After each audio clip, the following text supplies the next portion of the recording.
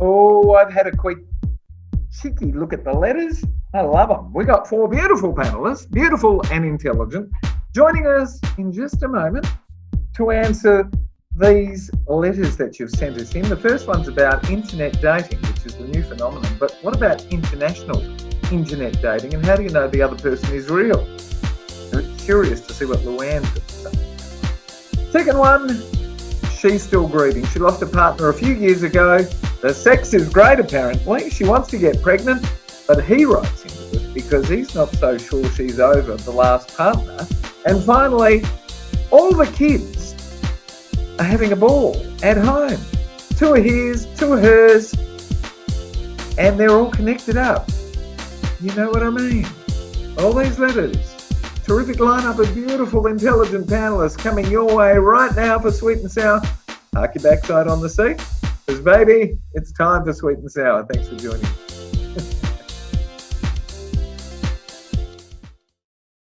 Got a problem, big or small, would a miracle be nice? Our motley crew is back, churning out advice. You might even laugh a bit in the following half hour. Park your backside on the couch, cause baby, it's time for Sweet and Sour. Right here on Sweet and Sour. Pour some sugar on there, baby. It's time for Sweet and Sour. How's about some chili? It's time for Sweet and Sour. Yeah. Good evening, everyone. Welcome to Sweet and Sour. Gary Mitchell with you for another chat-filled conversation, sweet and sour style, in isolation, which is starting to literally break out. So maybe it won't be for too much longer that we're in isolation. But anyway, Anita, all the way from Melbourne, good evening. Hello. I know it's much warmer over there. I'm freezing. I've got the heating cranked up. Just a little bit. Louanne, hello. I've got you with a mouthful. But I hear that's your normal. Never mind, we won't go there either. Be nice. How's the weather near the beach today? Oh my gosh, the beach for the last 4 or 5 days has been actually even longer, flat as a pond. It's been amazing, and full moon as well, which is. How does that make you feel, Anita? Jealous? Yeah, it was a beautiful day today. So I've just moved to Brighton, so I'm on the Bayside. So magic. Oh, I like Brighton. Yeah, I like Brighton. Yeah. It's just very cold. Yeah, just stop saying that. It's true. Natalie, you've got your name right. We can spell it right. Have Hello. I? Hi. How are you? I have my name right. I was borrowing my daughter's laptop, I've got to confess. Okay, you're allowed to do that as long as it doesn't stuff us up over here. And heavens knows it does. Alex, how are you, my darling? Have you been painting in lockdown? Yeah, that one behind me. The 3 boys. It looks like the people from Family Guy. No, it doesn't. Okay. Who are they? No, a friend from Ansett, she's got 3 sons, and she had that portrait painted in Bali in acrylic, so I've just painted over it with oils, and I've done 3 weeks work on it already. It's still not finished. Well done. Yeah, you're a talent and a But half. it's good. It's giving me practice, so it's good. But all the ladies tonight are a talent and a half. That's why they're on the show. And here we go with our first letter entitled, you like this one? It's called Robo-Bonking. Okay, it's my fault. No hello, sweet and sour or anything like that. Okay, it's my fault. But what do I do to keep my sanity and not lose the plot completely? You see, I've committed the sin that I've warned my 15-year-old daughter about for years. I've fallen in love with someone over the net, and I don't even know if they're real. So I've just realised. It happened when I broke up with my husband. Without going into detail, our relationship was done, and my best friend gave me great advice to distract myself. Otherwise, I'd start to feel lonely and make the mistake of letting my ex back in, and that would have been a bigger tragedy. I jumped on an online app and chatted to a huge variety of people. I even dabbled with same-sex curiosity. Ooh, but that didn't really excite me at all. Oh. Girls, you're supposed to go, very good, on demand. Well, the way these things work, people tend to filter themselves out, and I gravitated to one American man who kept me laughing, thinking, and was always engaging and entertaining. Soon enough, I found myself wanting and watching the clock for the time to be able to reach him. Then I was going to fly to Atlanta to meet him, and after much planning, I was booked for April, when travel around the world stopped abruptly. I was so disappointed, but it gave me time to reflect on my behaviour. What am I doing? I don't know what's real about him. I didn't have any doubts until the flights had to be abandoned. My best girlfriend keeps urging me to just go when I can, but she's got herself into a whole lot of trouble so often she's probably not the one to be cheered on by. So sweet and sour, what do? I can't stop thinking about him, and I really enjoy every moment when we're talking or Zooming. What's the worst that I should prepare for here? And it comes to us from Donella of Moonee Ponds, right very close to you there, Anita, in Victoria, Melbourne. Okay, who's first on this one? Lou, we're going to go to you. Okay, all right. Well, this is probably something I have a little bit of experience in this area. Mm-hmm. Okay, because speak with a lot of people being in the dating industry that this is a predicament a lot of people get themselves into. And the problem is you can very much fall in love with somebody that you haven't met before, because it's the excitement and the thrill of the chase, and you just fantasize about all the positive things, and you're very blind to the downsides when this is happening. That said, there's plenty of online romances that can actually work. So what I'd like to ask is, who's paying for the ticket, number one? Like you booked the ticket, but is he paying for half the ticket? Is he paying for half the expenses for you to get there? Because I think that makes a little bit of a difference. Or is he paying for all of the expenses, which I probably would be more inclined to think that if he was very genuine about having you there and you spending all your time and effort in getting there, that there should be a fair exchange of him potentially paying for you. You have to follow your heart. I mean, the worst that can happen is you can look back and think, oh my gosh, I didn't do anything. What if he was the one? Luke, let me ask you. So you think you can fall in love over the internet? But what happens once you get together?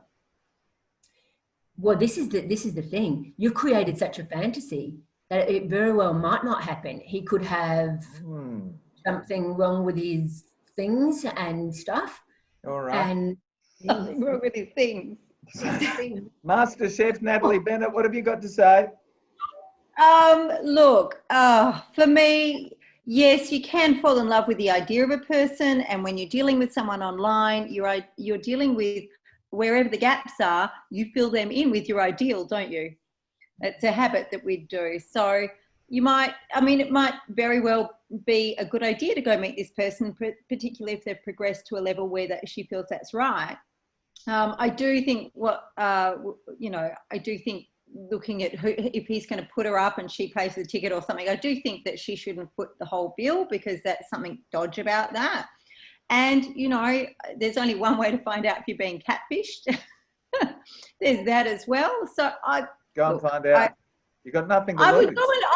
I'm brave. I'd just go and find out, but I wouldn't stay with that person. I'd stay somewhere else. And if it all kind of fizzles out, well then, she's got a holiday in the US. That's not a bad idea, except maybe not right now. Anita, the girls sound like they figured that as long as the bloke pays for half the ticket, she's not risking too much. How do you feel? Well, I think isn't that how all relationships start, whether it's a friendship or a online? No, meaning that you don't know what to expect at the beginning. You need to give the relationship a go. They either work out or they don't work out. So, I think that's just a normal process. The fact that they've met online does make it a little bit harder, but you did mention that they were Zooming, so it's not like she hasn't put a face to a name or a voice before, so she knows what he looks like. So there must be that physical attraction if she still wants to go across. And look, it's just like, I suppose, with all these other dating apps, you look at a photo, you chat to them, you base, I suppose, what all relationships at first on physical attraction, and then you get to know that person, and then that's what determines whether the relationship goes ahead or not, or you just stay friends or not friends. But I think that's to me, it's a normal process of any relationship, whether it's online or in person. It's certainly going to be the way of the future. Practically everyone's meeting online now. Very few workplace relationships that I hear of being initiated. Al, how do you feel about this one? Oh, well, from experience, I've been catfished a long time ago when RSVP first started. I met a guy online, and then he was coming to Perth, and so he sent photos, and they didn't have FaceTime those days. And so he sent photos, and I was just getting over a really bad breakup. My heart was broken. And so meeting this guy, you know, he said he'd know within, 20 minutes of our first meeting whether it was going to work out or not. So, of course, when he arrived at the airport, he wasn't the guy that was in the photo. So it was quite a shock to me. But, I mean, if you're conversing with this person... Wait! So what happened? Nothing happened because he was fake. He was, I didn't pursue it when I realised he's at the airport. Married. He's flown all this way. Married. Okay, he was fat. He was married. He was a smoker, and he wasn't the person in the photo. So he was a liar. So you just walk away. So you left the airport without him? Yeah, of course I did. It's like, you're not the person. So, but it was very upsetting because I invested a lot of my emotions into him. Like felt like he was genuine to me in the beginning, and the next thing he wasn't. He was fake. Okay. So, it's a good thing to go and meet them then. Good to go and find out the truth. He came to Perth because he was doing business here. But the thing is, if you're conversing with this guy face to face on Zoom, I mean, surely if you've had enough of a rapport with each other, all you have to do is say, look, I really want to be comfortable to know that I'm talking to you and you're genuine. Can you show me some form of ID? Show me your driver's license. Put it up to the camera. Let me see if that's you. Easy. And if he's got nothing to hide, then it shouldn't be a problem. Flush him out. Speaking of flushing people out, Travis, are you somewhere in the background there? We asked our people at home watching our program to answer this question for us online. What's our question, Travis? Mitch, we asked, are long-distance international internet relationships worth pursuing in the real world? 38% said yes, 62% said no. Is that all? 38% said yes. Louanne, what do you reckon? International. You're the dating expert. Look, I've had a lot of, I've helped a lot of people meet each other internationally. What does it really matter where somebody lives? I mean, love is love. I think that you've got to be prepared for the upsides and the downsides of any relationship. And at least going into it that the downsides are that there's a distance thing here that we're going to have to overcome. And someone's moving. So who's that going to be? You've got to define that right from the beginning. Well, our viewers say, the majority of viewers say, long-distance relationships. Yeah. All right. We got some social media comments on that one too. Did we? Go on. Yep. Alan says, been married to my wife for 14 years this December, and it started as a long-distance internet relationship, so it can work. Magic. Congratulations, you two. Thanks, Alan. And friend of the show, Margie, says, love is love. Connections have no borders. Love knows no boundaries. Distance makes the heart grow fonder. Oh. There's a big bunch of romantics out there. Very, very rosy. Okay. Thank you, Margie. Lovely. All right. On with the show. The next letter is titled, Dead Sir.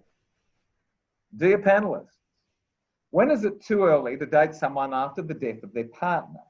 I should tell you that I'm not the first man she's had a relationship with since the death of, since her husband died of a brain aneurysm almost 3 years ago. She and her husband didn't have kids, and she's a really attractive and fit-looking girl of 33. Her libido is through the roof, and the sex is incredible. She just seems to be sad every second day, and in our chats, it's always clear she's still grieving for her dead husband. She's a really great woman when she's not so sad. It's just that she's so sad so often. I feel really guilty when she's feeling so low, but still wants to have sex to make herself feel better. But it's beginning to make me feel really odd, almost guilty for taking advantage of her. After 3 years, do you think this might be always a significant part of her character? She wants to get pregnant, but that scares me a bit because I don't know if she'll cope. Where to from here with this lovely but sad soul, do you think, panellists? And that comes to us from Connor, Oh, he's down at the beach as well in South Australia. Christie's Beach, South Australia. Anita, first to you, honey. It sounds like she's still obviously grieving her lost husband, and she's really not ready to move on to another committed relationship. She just sort of enjoys obviously the physical relationship, which, you know, whatever works for her, whatever makes her happy. And I think he just needs to back away, and if that's what she wants, then he should just be there to support her. And eventually maybe she should try another alternative as well, maybe some grief therapy to help that through, because she's never ever going to forget him. She was, you know, if that was the love of her, if he was the love of her life, then it is going to take a lot of time. But well, good on her for at least trying to move on with a relationship. Yeah, you know, good on her. I mean, the girl has got needs. 33 and attractive. Al, what have you got to say here, honey? Is she always going to grieve? Is that part of her character?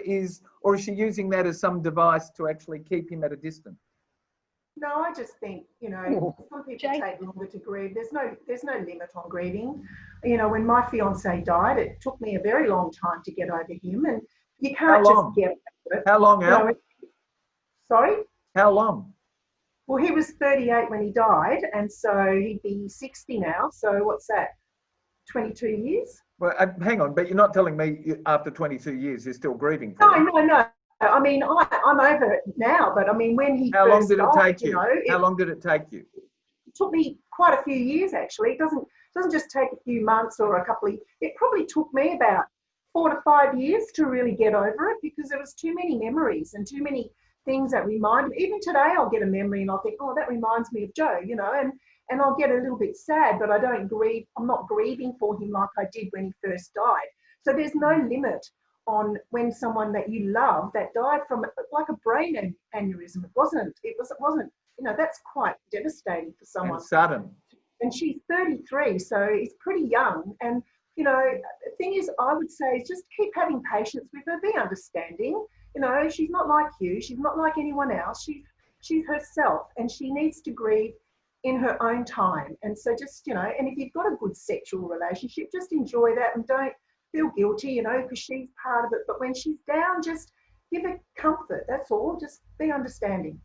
Nat, she's still grieving, but she wants to fall pregnant. Issues? Yeah.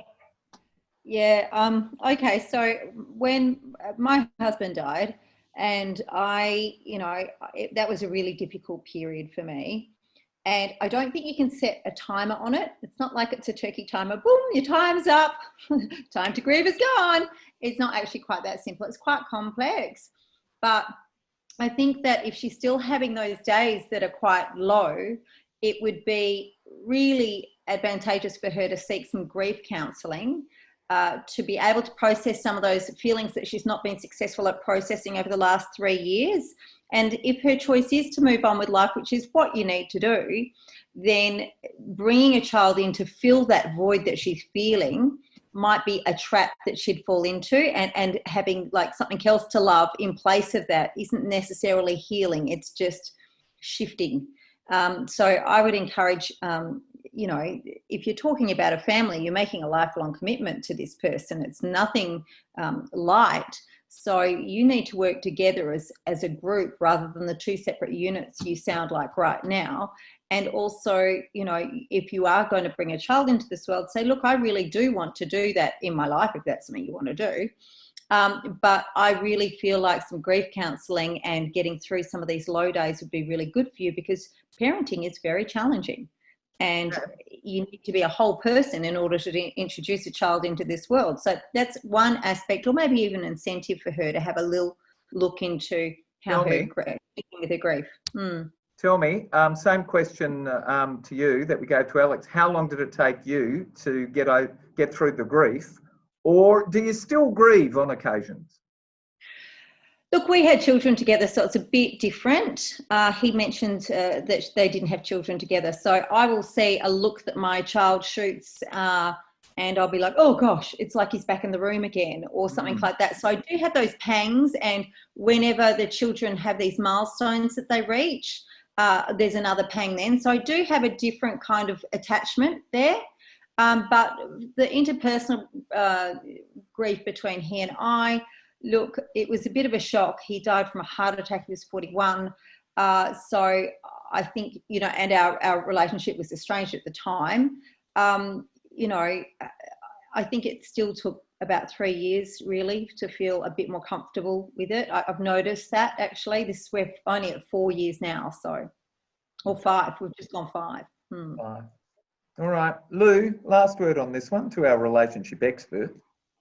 Well, I have a very different view on grief to what a lot of other people have, and I work a process called the DiMartini process, which is an incredibly powerful process. Okay, in fact, I was 25 hours over the weekend actually learning more of the process. Grief is only, you can only grieve over something that you infatuate with. So anything, you're only grieving about the parts that you are choosing to remember, which are the good parts, not the whole full person, because there's two sides of every person. Every person's got their admired traits and they've got their traits that you despise.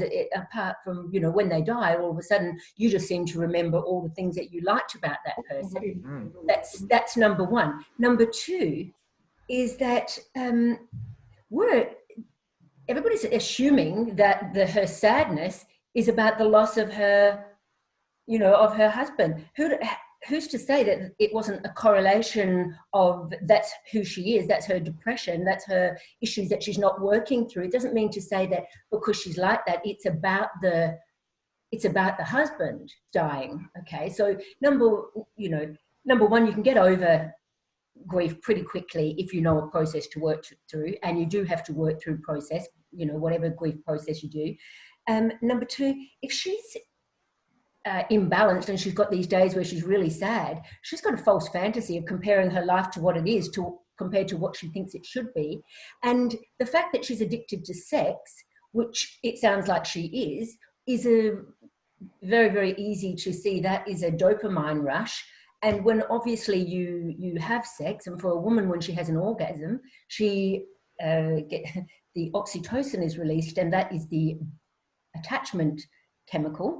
Okay, so you feel that bond, you feel that closeness to somebody when when a woman orgasms. So the dopamine rush of the sex, the sadness might not have as much to do with the death. She could have, you know, depressive nature. I would definitely not be considering bringing a child into the environment, because again, if she's got unresolved highs and lows like that, they're not going to be highs and highs. This is not a healthy environment in any stretch of the imagination. It's not a healthy environment for a relationship, let alone a relationship with a child. So, you know, you got to clear that stuff up. Unresolved. Like I said, everyone has different times, you know. Everyone deals with grief differently. So, Travis, where are you, sir? Yep, I'm here. What did we ask our public to answer for us?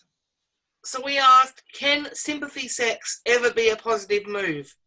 I think so. And, well, you're in the minority, Gary. 39% said yes, 61% said no. 61% of people whose mind we can all work How to can change. sympathy sex be good? Okay. There we go. Letter number 3. We should. Oh, what did I get on my screen? Something to do with sympathy sex. I don't know.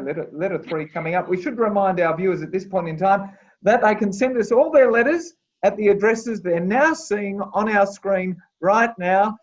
Yes, don't look for it right now. Travis will put it up later. It'll splice it in. And for every letter that we do write, we are going to read out, discuss, and send you to the movies when they're open again, courtesy of Natalie Cameron. July 1st?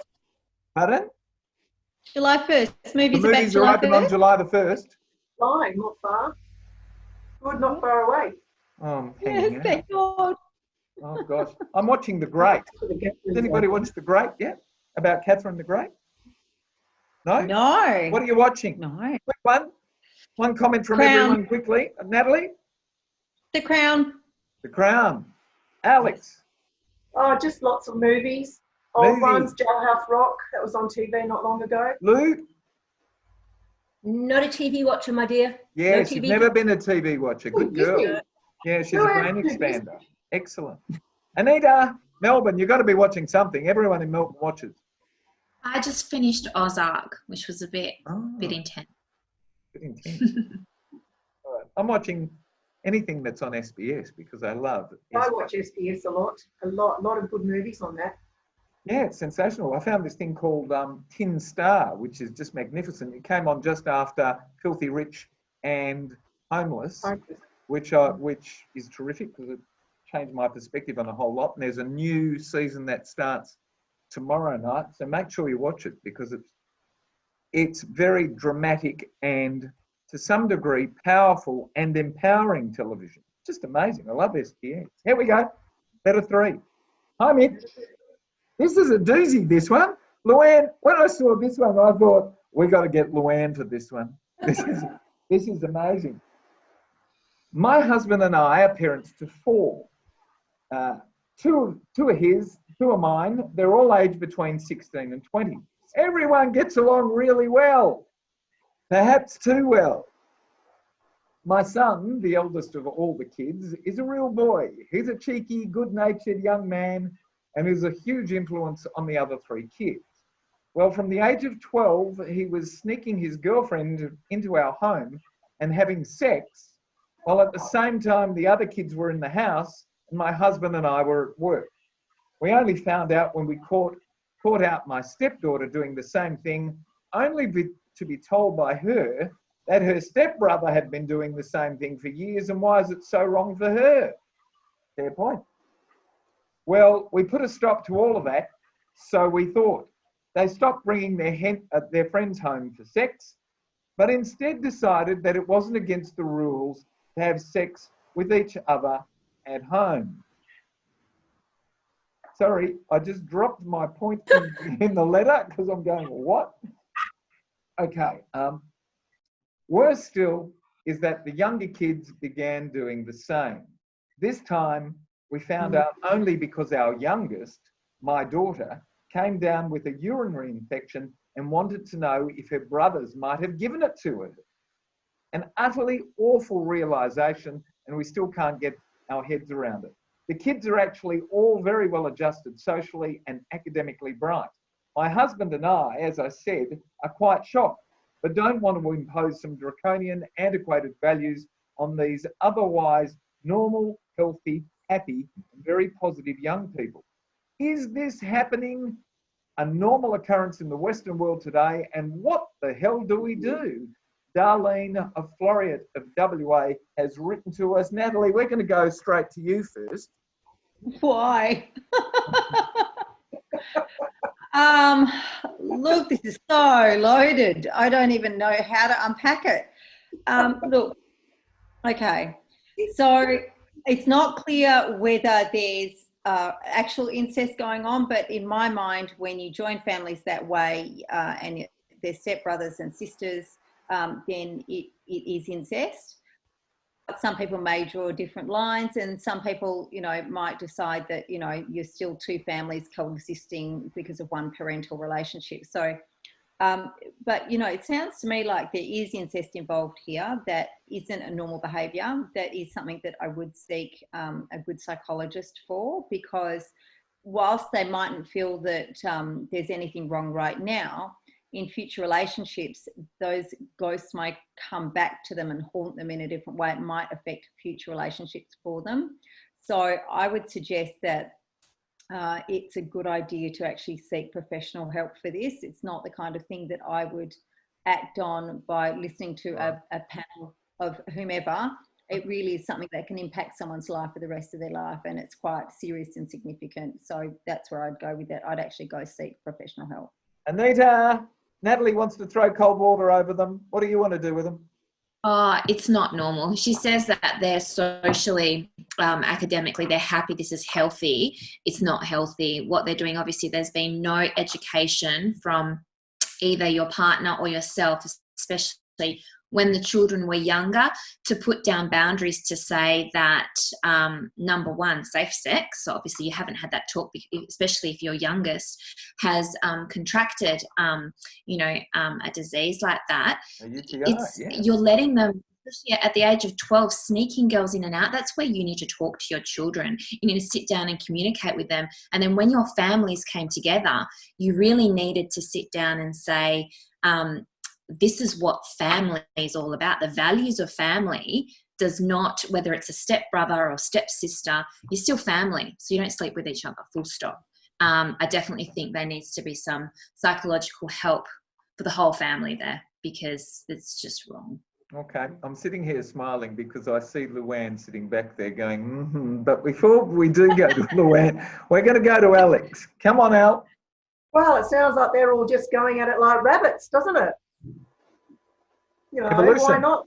They're not actually blood with each other. So, they may be by marriage. The children are brothers, stepbrothers and stepsisters. So they're not actually the same blood. So they can do what they want to do. Everyone. I find today with the youth of today, they're all about experimentation and like morals and good ethics. They kind of just fly out the window. No one really cares these days anymore. It's all about experimenting or whatever.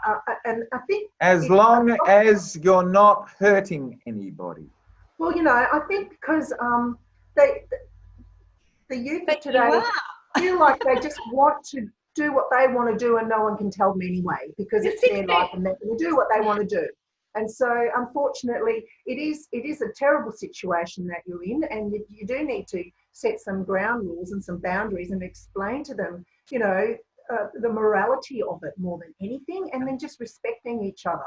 I mean, Final you word. can't sneaking someone in. If someone's going to sneak it in, you don't know, and they'll do it. Louanne, final word on this one. Are we all being wowsers? Okay, so I blame Pornhub for a start. Okay, because it's way too easy to get on and for kids to watch porn. And, these are their stories. They've got whole channels on, stepmummy teaching you how to do whatever. So there's very few boundaries in, what's sexually acceptable and what's not, what's fantasy, what's reality. If you're going to try to suppress someone, you're going to suppress your horny teenage boy into saying no bringing the girls home, you've got to expect an expression equal to the suppression. So who's suppressing sex in the household? Is mum and dad suppressing it because the kids are going to they're going to play it out. If you're trying to take something away from someone, they're going to want it more. I don't think it's very wise to say, you're an 18-year-old, 20-year-old, 16, 17-year-old, you mustn't fornicate, because that's unrealistic.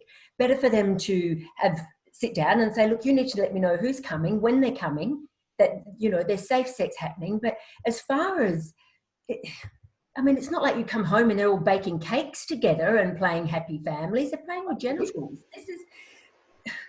Plenty of buns in the oven, though, I think, after a long period of time. And yes, they're not blood. And if later on in life, 25, 26, 27, whatever, that they develop feelings for each other, then, that's a different layer. But actually just going, well, I want to experiment. So you're the closest thing here. So you'll do. There is, there's some definite boundaries. Well, she Lou did says lay out. It's your fault too. She says what? She does lay out 2 of the kids are hers, 2 of the kids are his. And then when the 16-year-old said, one of my brothers has given it to me. So yeah, there is sex happening between a brother and sister there somewhere. Potentially. Sorry. Yeah. Dangerous. Travis, I'm sure our viewers would have had a significant opinion on this one. Is it as obvious as what I think it's going to be? What did we ask our viewers? We asked, are we in the Western world still living in a sexually repressed society? Oh, different question entirely. All right, go on. We didn't load it up too much. Yeah. 63% said yes, 37% said no. We're still sexually repressed. Louanne, are we still sexually repressed? Long way to go? Oh, I don't think that we're sexually suppressed. Compared to who? Compared to what countries are we comparing ourselves to? I don't think so. I think as far as affairs are concerned, and as far as the whole, oh my gosh, my partner cheated on me, it's the end of the world, I think that we have quite a limited view on, you know, an infidelity. But I certainly don't think that we're necessarily repressed. No. Okay. Thank you for joining us, Louanne. Lovely to have your company tonight. It's time to go. Thank Good night, Anita. Good night. Anita's sitting there going, when's this ending? I'm at home and it's dinner time.